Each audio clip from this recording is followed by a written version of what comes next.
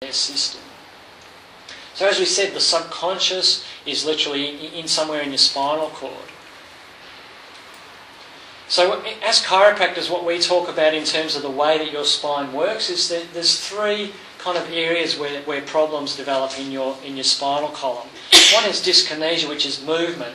So who here is as flexible as they were 10 years ago or 15 years ago or 35 years ago? You know, we get stiffer, our posture, our body alignment changes. So that's what dyskinesia is our spine getting stiffer, tighter, less balanced and aligned. There's dysautonomia, which is your nervous system. Your spinal column is your spinal column and your spinal nerves. So when there's problems in your spinal column, there's always problems in your autonomic nervous system, your spinal nervous system. So that can affect the rest of your body. So when we talk about chiropractic, we don't just talk about sore backs and sore necks and bones. We also talk about how that might affect your lungs or your organs or your reproductive cycles. It's all kind of interrelated and interconnected.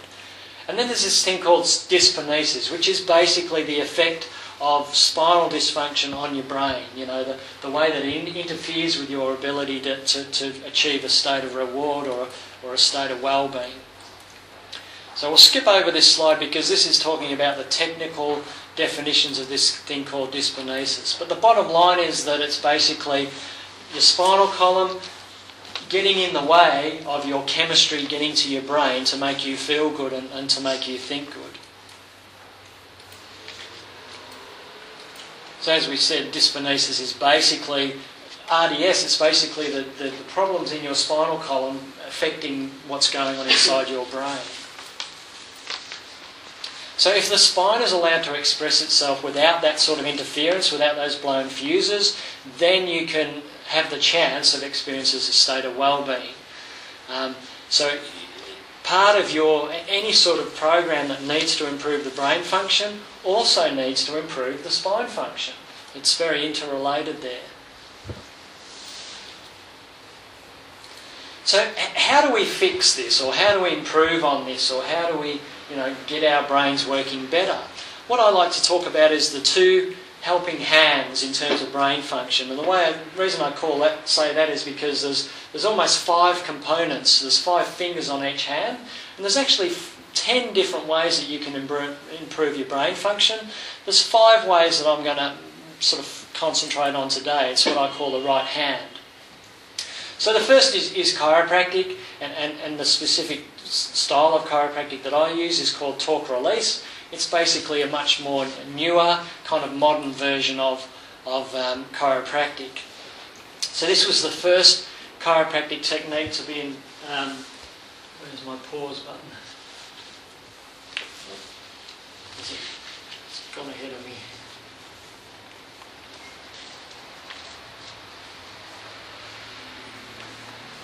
So torque release was basically the scientific version of chiropractic. What they did back in the mid-90s was they decided that it was time to actually look at all the different things that chiropractors do. Who here has been to a chiropractor before? None of you? 2 of you? So have you noticed there's different sorts of chiropractic? What are some of the words that you would use to describe chiropractors? What's the common things people say about chiropractors? Crunch. Bone crunchers. There you go. Get it out. Get it off your chest. I won't be offended. Don't go to them. So that's, that was what chiropractic was about. It was about moving the bones, getting the pressure off the nerves so that the energy could flow through the nervous system. What this research project was all about was trying to find a better way of doing things, a safer way, a gentler way of doing things. So what they basically did was they looked at all of the different assessment techniques in chiropractic, looked at the evidence that was connected to all of those, and that basically led them to say that that's okay, you shouldn't do that, you should do that. So it came up with like a filtered system of doing things. And then as a result of that, they then did research where they looked at the benefits. But the other thing that happened was they had to develop different technologies to actually deliver what we call the adjustment. So these were some of the things that they've found so far with the research. Oh, it's got away from me. So they found that people who were getting adjusted, they found more energy, less pain, improved like measures of health, they were sleeping better, improved flexibility. So we talk about how you're not as flexible as you once were.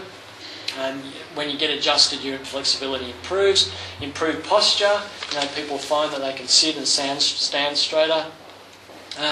Reduced amounts of stress and decreased levels of tension. So what they basically showed was that you get an increased state of well-being when you are adjusted.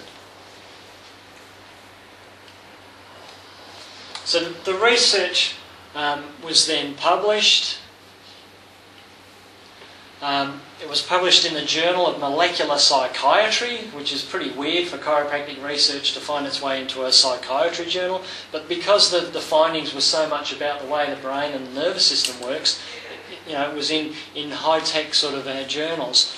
It was published in that Journal of Psychoactive Drugs. The Journal of Vertebral Subluxation Research is a chiropractic journal, and it was featured on the Discovery Health channel. They did a documentary on the results of the research.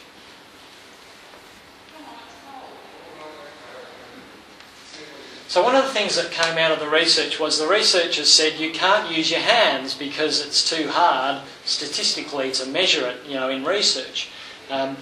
So what they had to do is they invented a little machine to do what we call an adjustment. So when people talk about bone crunching, that's us using our hands to try and stretch and realign your joints. With an integrator, it's basically a little energy gun. So can I borrow your hand there, Frank? If this was Frank's spinal column, bending and twisting and moving, then if we found an area that was out of balance, then we just literally put an impulse. And it's all about energy. It's not about moving bones or stretching joints. It's just literally like a little surge of energy into your nervous system, which kick-starts all of that chemistry stuff. So that was kind of the other evolution. It was never actually going to leave the laboratory. It was just purely a research tool. But the research was the findings were so outstanding that guess what? Chiropractors were mainly blokes. What are boys like? Boys like toys. So we've got our little toys to do our adjustments now instead of the old-fashioned way. So just a couple of examples of what happens when people get adjusted. This is a brain EEG. So what we're looking at on the left side is an electrical picture of your brain at motion. So what can you see on that left side? Jumps and starts, spikes, and so that's an erratic brain, like it's literally jumping and starting and floating about. What do you see on the right side of the chart? Different, isn't it? It's like it's smoother, it's more level. So it's basically a brain that is more focused and more concentrated and more relaxed. So this was like straight after an adjustment. Recently I was in South Africa training a group of chiropractors over there. I teach chiropractors the talk release, which is the new method. I was in South Africa teaching them. We had a PhD psychologist came to the program, and she did this same sort of measurements on people before and after we adjusted them, and she said the very same thing, that everybody had a shift in their brain. It's literally like their brains changed gears when they were adjusted. So these are muscle assessments and nervous system assessments. So this particular young guy was a kid with ADHD. So bottom left corner is muscle tension. So the blues and reds is like really tight, hyperactive muscles. And then you can see up on the top left there, you can see how his muscles are less erratic. On the right side is his autonomic nervous system. That's the heat running through his spine. So there hasn't been a lot changed there. This is another young guy with ADD again. With him, his muscular system didn't change much, but on the right, his autonomic nervous system really, balanced up and started to work better once he was getting some adjustments. Both of these kids had like dramatic improvements in their ADHD and their school performance, once they were getting some regular care happening.